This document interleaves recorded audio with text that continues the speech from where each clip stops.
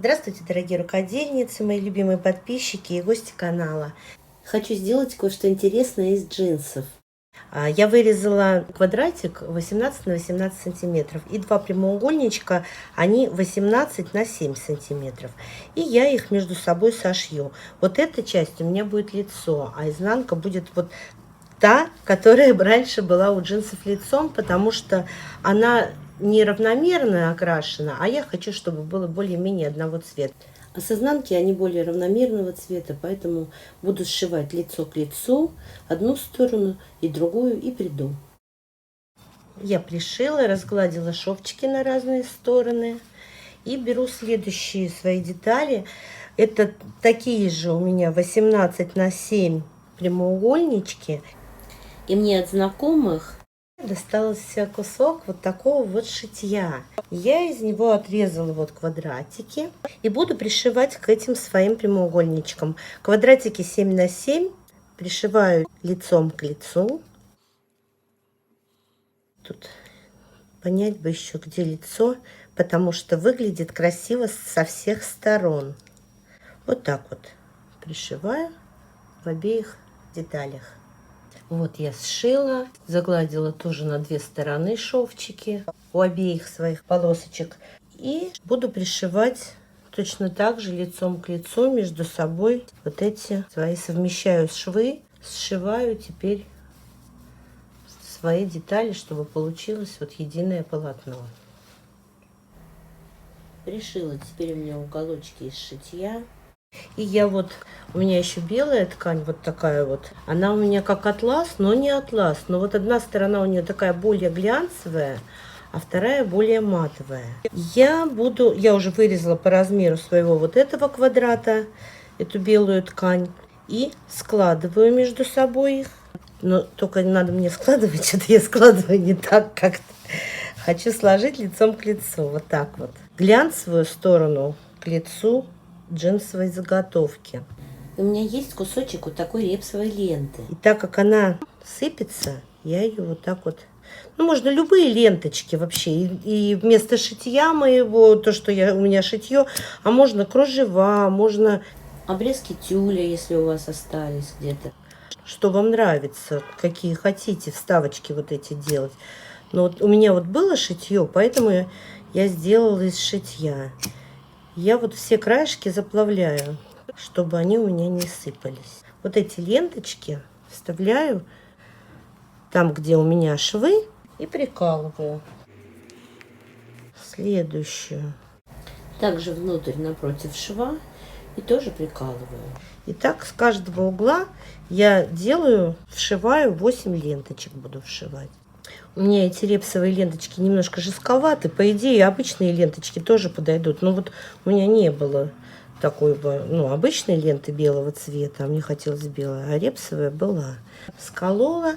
И теперь вот, оставляю с какое-то расстояние для того, чтобы можно было вывернуть.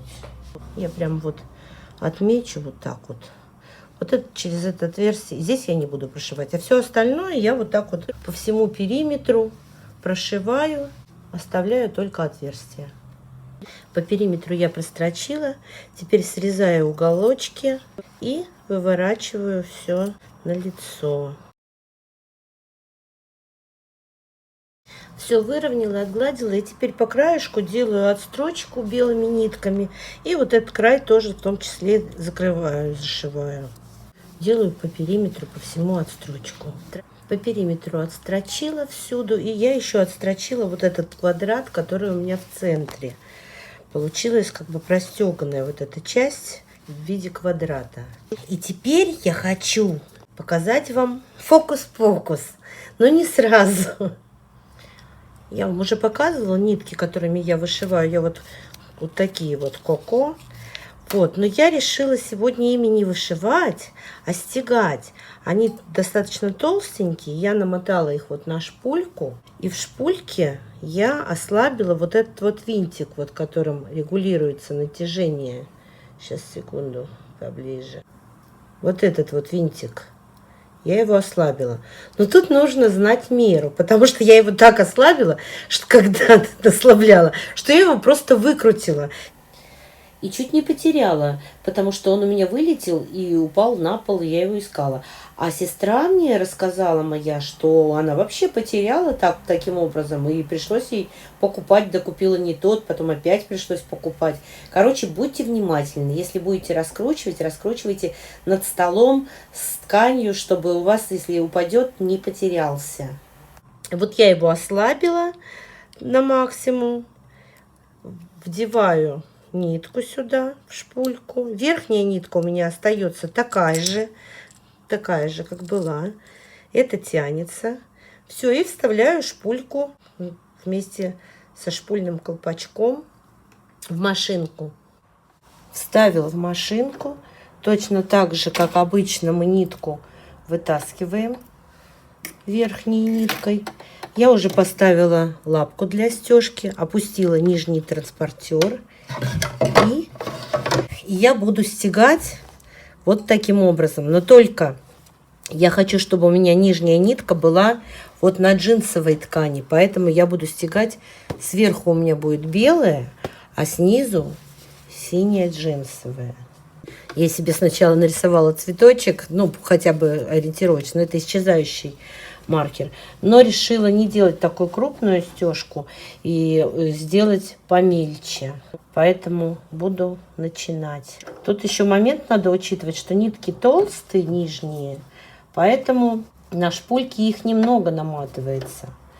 Вот этот рисунок я учитывать не буду, потому что он мне не нравится. Он исчезнет. Ну и поехали. Я буду делать всякие цветочки, листочки. На белом, конечно, белыми нитками не очень видно, что я там стягаю. Но это будет какой-то типа растительного орнамента. А вы не забудьте подписаться, если вы еще не подписались. И поставьте лайк, напишите комментарий и нажмите кнопку колокольчик, если вы смотрите в YouTube. Просто как будто рисуем. Вот какой узор у вас лучше всего получается при стежке, такой и используйте. За счет того, что обратная сторона с толстой ниткой, там узор получается такой более рельефный. И за счет этого совершенно любая стежка будет смотреться просто умопомрачительно. Жалко, что плохо видно белое на белом, но мне надо белое на белом. Нитка закончилась, но уже есть что показать. Смотрите, что получается. Получается прямо как вышивка. Здесь вот у меня ниточку я застрочила, я ее вытащу. Теперь мне нужно сделать узелок и как-то спрятать нитки и толстую, и тонкую снизу сверху. Мне понадобится иголка с толстым ушком, но это я рано ее взяла. Мне надо сначала продернуть нижнюю нитку вот наверх, чтобы завязать узелочек, а потом уже я после того, как закрепила все, просто вдеваю обе нитки в иголку и после этого просовываем в середину между вот этими слоями. Вот так. И здесь уже обрезаем, как при вышивке. Все, и она туда ушла. Не видно. То же самое вот с этим кончиком, который у меня остался. С ним тоже так же. И продолжаем также. Сейчас намотаю еще на одну шпульку. И я буду делать вот эти вот джинсовые части все. И вот эту серединку. Вот эти части, где шитье, я трогать не буду. Ну, я уже хвалилась, что моя стежка вообще не идеал. И говорила, что мне еще работать и работать над этим. Но представляете, если вот так вот сделать все цветными нитками вообще, разноцветные эти узоры, будет прям вот как натуральная вышивка. И я думаю, что надо попробовать так сделать. Ну все, моя заготовка вся простегана. Конечно, в стежке мне еще до совершенства далеко. Но что я вообще делала? Давайте посмотрим. Я делала такую небольшую корзиночку под всякую мелочевку. Можно как конфетницу использовать, там сушки какие-то положить. Или хлеб на стол поставить вот в такой красивой корзиночке. Осталось только завязать все ленточки по краям. Я не знаю, не помню, сказала я, что они у меня по 15 сантиметров изначально их размер был. Если стягать обычными нитками, то можно какой-то уплотнитель внутрь сделать, тогда пожестче эти бортики будут. И сами бортики можно повыше сделать. Если эти будут ленточки какие-то красивые, тоже будет прикольно. Имейте в виду, что, может быть, вы как-то сможете улучшить. Вообще можно здесь внутрь вставлять картонки и зашивать. Но если с картонками, то потом не постираешь ведь. А вот эту постираешь. Вот такая получилась. Типа корзиночки. Опять тюбетейка. Да что такое? Что не сделаю, все в тюбетейку превращается. Она устойчивая такая, борта держит, как говорится. Ну, даже если положите что-то туда, оно немножечко наклонится, ничего страшного. Все равно она красивая. Вот эти уголочки из шитья вот так выглядят.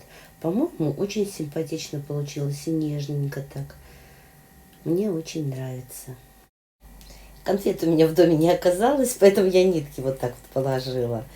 По-моему, получилось очень симпатично. И если вам понравилось это видео, ставьте лайк, пишите комментарии. И большое спасибо тем, кто досмотрел до конца.